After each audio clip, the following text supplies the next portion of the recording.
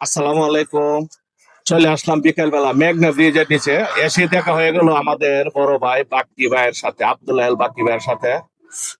আমাদের বড় ভাই আব্দুল আল বাক্কি ভাই, এবং সাথে কিন্তু যাকে মিস করা যায় না, এই যে দেখেন নেতা কিন্তু আছে আমাদের সাথে। চলে আসেন বাদাম খাইতে, বাদাম বাদাম। বাদাম পাচ্ছে, নেতা বসে বসে বাদাম পাচ্ছে। বাদাম বাদাম কাঁচা বাদাম চলে আসেন, যারা খেতে চান চলে আসেন। বিকেল বেলা মেঘনা ব্রিজের নিচে বসে থাকতে খুবই ভালো লাগে। বসারও কিন্তু সুন্দর একটি জায়গা আছে। এই যে দেখেন, এই যে দেখেন আমার পিছন দিয়ে এখন ট্রেন যাবে একটা, দেখতে থাকেন। এই যে